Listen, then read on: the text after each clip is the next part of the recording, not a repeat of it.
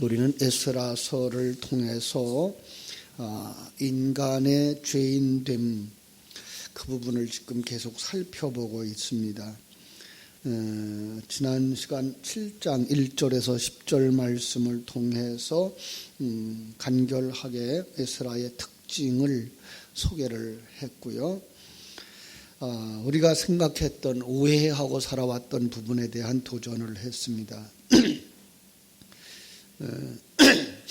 우리가 그 사람은 정치적인 권력을 잡을 수 있는 자였다라고 말하였어요. 대제사장의 아론의 16대 손이었기 때문에, 그 다음에 왕에게 구하는 것은 다 받을 만큼 그는 정치적인 권력을 잡을 수 있는 위치에 있는 사람이었다라고 이야기를 했습니다. 그리고 또 모세율법에 익숙한 학자라고 하는 말은 그가 명예욕이 있어서 자기 자신에 대해 자부심을 가진 사람, 야심가라고 하는 것으로 정리를 할 수가 있을 것입니다. 그래서 7장 10절에서 이스라엘에 돌아와서 바로 자기가 가지고 있었던 율법으로 그들을 가르치기로 결심했다.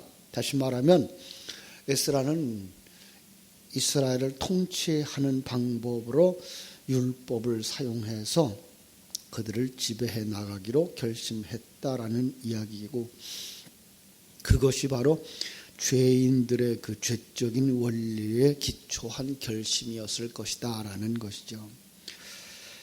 그 설명이 이제 오늘 본문에 자세하게 나와요.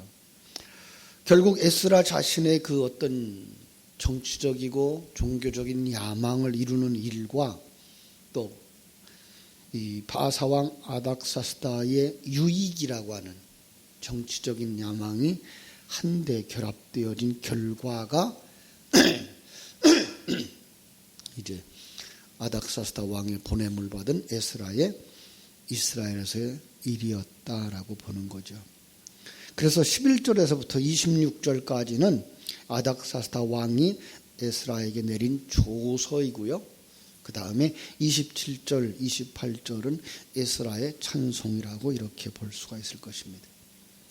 먼저 이 아닥사스다 왕의 조서를 세 부분으로 나눌 수 있는데요.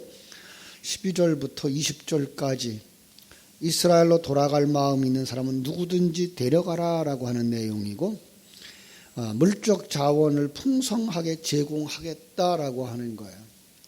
21절부터 24절까지는 유브라데강 건너편 모든 창고지기들에게 아낌없이 에스라의 그 일행이 필요로 하는 것을 후원하라고 하는 내용이고요. 25절부터 26절까지는 이스라엘에서 에스라가 해야 할 일, 에스라를 이스라엘로 파견하는 목적이 기록되어져 있어요. 자, 그런데 그 조서의 내용을 우리는 어제 6절에서 보았어요. 이렇게 표현하고 있죠. 그는 하나님 여호와의 도우심을 입음으로 왕에게 구하는 것을 다 받은 자였다. 참 에스라에 대한 그 아닥사스다 왕의 신임을 우리는 여기서 볼 수가 있죠. 지금 에스라에 대한 기대를 걸고 에스라를 통해서 이스라엘 나라의 평안을 평화로운 통치를 하고 싶은 왕의 마음이 여기에 있는 거예요. 어떻게 해서 에스라가 이렇게 아닥사스다 왕의 두터운 신임을 얻게 되었을까요? 우리는 간단하게 그냥 생각해요. 하나님 여호와의 도움을 입었다라고 말하지 않는가? 네, 분명히 하나님의 은혜를 입었어요. 그런데 그것을 알아보기 위해서는 에스라가 과연 어떤 인물인가를 조금 더 깊이 생각해 봐야 되죠. 자, 왕의 입장에서 한번 생각해 보자고요. 왕의 입장에서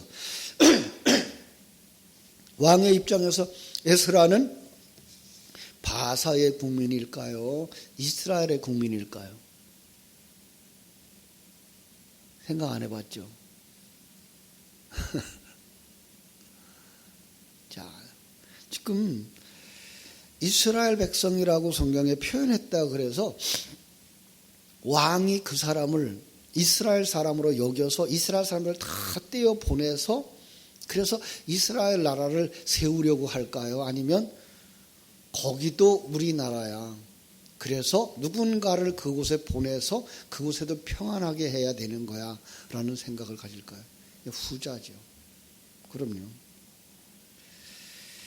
아주 쉬운 얘기지만은 중국 땅에서 지금 70년밖에 안 되고 80년밖에 안 됐지만은 중국 땅을 있는 조선 그 사람들을 중국의 주석이 한국 사람이라 그럴까요? 중국 사람이라 그럴까요? 중국 사람이에요. 네. 여러분 지금 우리 한국이 좀 경제가 전보다 나아져서 그렇죠. 중국이 훨씬 우리나라보다 잘 살게 된다 그러면요. 조선족들은 한국에 안 나와요. 중국에서 자리 잡고 있죠. 그 보세요. 지금 이 사람들이 그 바벨론으로 포로로 잡혀가고 나서 몇 년의 세월이 지났을 것 같아요. 1차 그 포로로 잡혀간 게 주전 그 597년이에요. 2차가 이제 그 후에 이제 한 128년 돼. 그러니까 586년이고요. 3차가 이제 3차로 끌려간 사람들이 이제 582년이에요. 그런데 그리고 지금 2차로 1차가 아니고 2차로 포로에서 다시 돌아온 사람들은 주전 458년이에요. 대략 몇 년쯤 흘렀을 것 같아요? 128년. 예. 124년, 128년. 1차에 끌려갔다 그러면 139년이나 지났어요. 2차에 끌려갔다 그러면 128년. 아주 마지막에 끌려갔다 그래도 124년이나 지났어요. 그러면은요. 어떤 면에서 에스라는 지금 몇 살쯤 됐을까요? 30, 40살이에요. 그러면은 그 사람은 분명히 그 땅에서 태어난 2세대일 수도 있어요.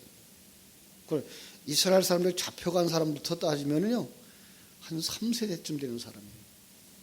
거기서 태어나서 그 나라에서 성장했어요. 한 번도 이스라엘이라는 나라를 경험해 본 적이 없는 사람이에요. 예. 그는 거기서 출세하기 위해서, 그죠? 어떻게 살았을까요? 정말로 나라에 충성하면서 살았죠. 열심히 살았죠. 그 이스라엘 포로의 자손이라고 차별받지 않기 위해서 그들은 그 나라의 언어를 썼고 그 나라의 문화에 익숙해져야 되고 그 나라의 통치에 익숙해져서 지금 그들이 이스라엘이라고 하는 나라에 분쟁이 일어나고 있으니까 그 나라의 상황을 듣고 그 나라를 그 문제를 해결하기 위해서 사람을 보내고 싶은 거예요. 그냥 우리가 생각하는 것처럼 하나님의 은혜를 입혀주었기 때문에 그들을 하는 그 왕이 이스라엘 백성 돌아가서 나라를 세워라 라고 했나 보다 라고 생각하면 그건 오해예요.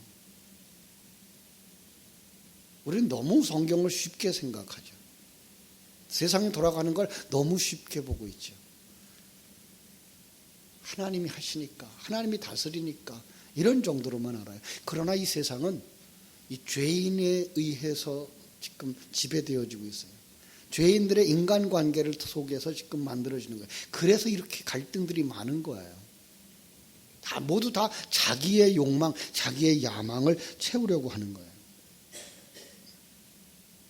성경은 그걸 드러내고 있는 거예요. 인간이 얼마나 죄인인가.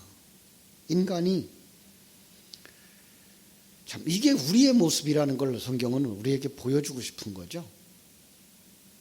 우리 속에도 나 중심의 생각이 가득 차 있어요.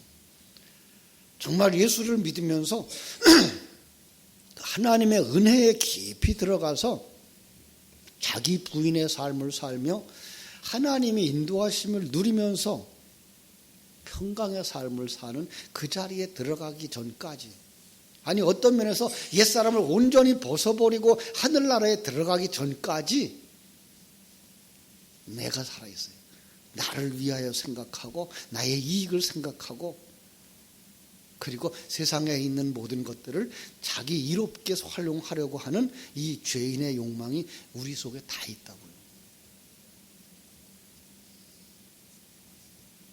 왜 하필 에스라를 보냈을까요? 왜 하필 에스라를 보냈을까요? 14절에 보면은 이런 말씀이 있어요. 너는 내 손에 있는 내 하나님의 율법을 따라 유대와 예루살렘의 형편을 살피기 위해서 왕과 7 자문관의 보내심을 받았으니, 자, 유다의 예루살렘의 형편을 살피기 위해서 지금 유다 예루살렘에 무슨 일이 일어나고 있죠? 4장에서 이스라엘 땅에 거주하는 이방 민족들이 아스다 왕에게 성전 건축을 허락해서는 안 된다고 상소를 올리고, 그 상소를 따라서 아닥사스다 왕이 그리하겠노라고 조서를 내리는 내용이 있었어요. 1차로 귀환한 이스라엘 백성들과 이방 민족 사이에 분쟁이 일어나고, 그 형편을 살피기 위해서 왕은 누군가를 거기에 보내야 됐던 거죠. 자, 그래서 7 자문관이 에스라를 비롯한 몇몇 사람들을, 그 후보들을 선정해서 누구를 그 예루살렘으로 파견할 것인가를 면접을 받겠죠. 그 면접에서 에스라가 선택된 거예요. 왜요? 이스라엘 자손이기 때문에 가면 그들 속에서 함께 동화되어져서 그들의 형편을 잘 살필 수 있는 사람이다.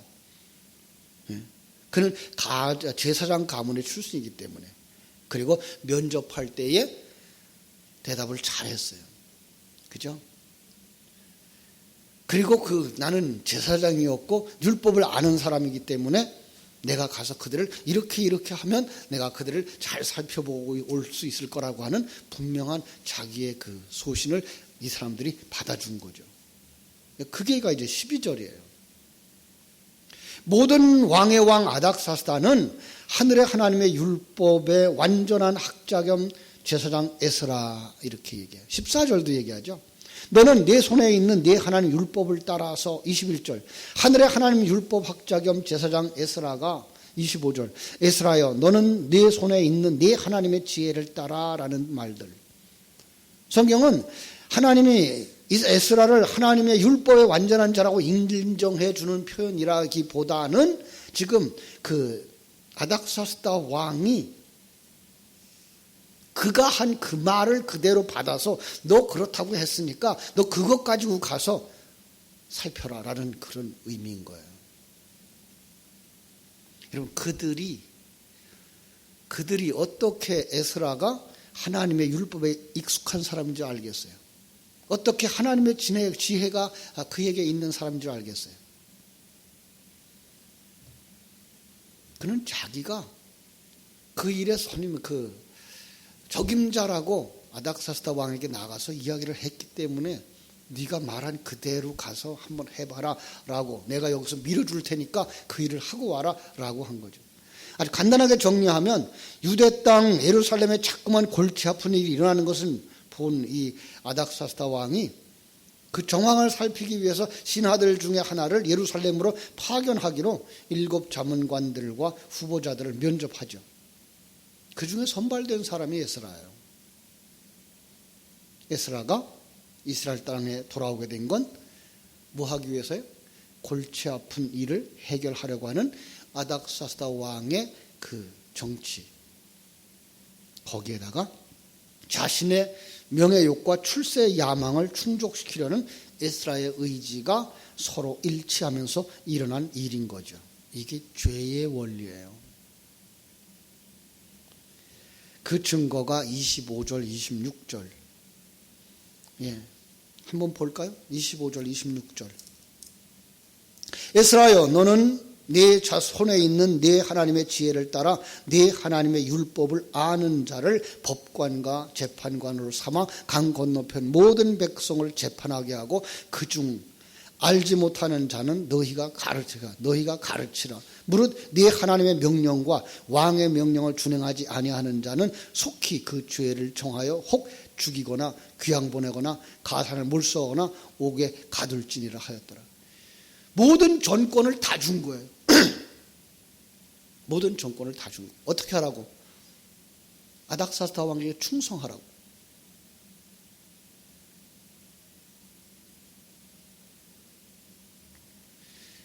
그 과정에서 말을 듣지 않는 자가 있으면 하나님의 이름으로 죽여도 되고, 하나님의 이름으로 귀양 보내도 되고, 하나님의 이름으로 가산을 몰수해도 되고, 하나님의 이름으로 옥에 가둬도 된다. 이게 하나님의 뜻이에요?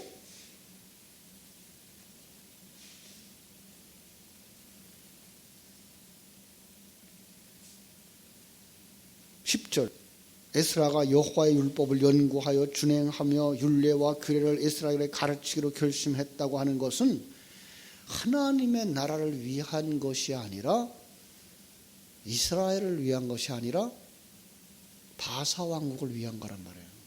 그러니까 에스라의 생각 속에서도 에스라는 이스라엘의 백성이기 때문에 이스라엘을 독립시켜야 되겠다는 그 생각보다는 지금 그 일을 잘해서 바사 왕의 통치 아래서 바사 왕의 힘을 받는 충성된 신하로 서고 싶은 거예요. 이게 죄인이에요. 물론 여기에 하나님의 은혜가 있어서 그를 바꾸시겠죠. 우리가 예수 믿을 때도 마찬가지예요. 처음 예수 믿으라 들으면 우리는 여전히 죄인의 모습으로 자기의 이익을 얻기 위해서 자기의 문제를 해결하고 싶어서 교회에 나온다고요.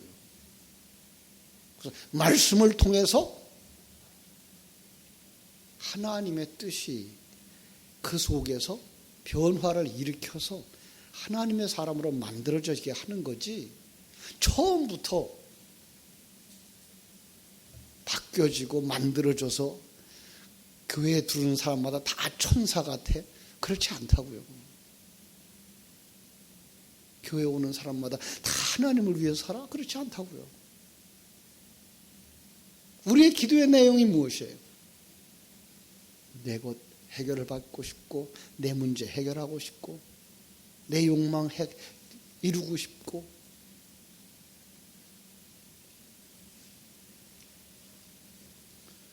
거기에서 이제 이어지는 말씀이 27절, 28절. 우리 성경 속에는 이 파란 색깔로 이제 에스라가 여호와를 송축한다라고 제목을 붙여놔서, 제목을 보니까 에스라는 신실한 사람, 경건한 사람, 그래서 하나님 앞에 찬송하는가 보다라고 생각을 하지만, 그가 한 말을 쭉 보면은요, 그는 지금 이스라엘 백성들을 통치하고 싶은 마음에 이런 말을 하고 있다라는 생각을 가지고 읽어보세요. 어떻게 되나?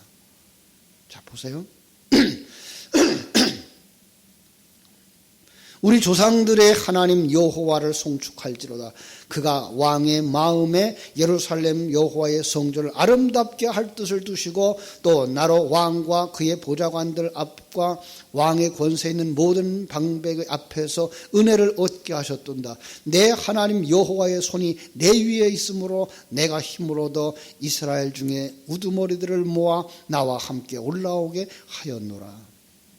무슨 뜻이에요? 나는 지금 하나님이 내 힘이야.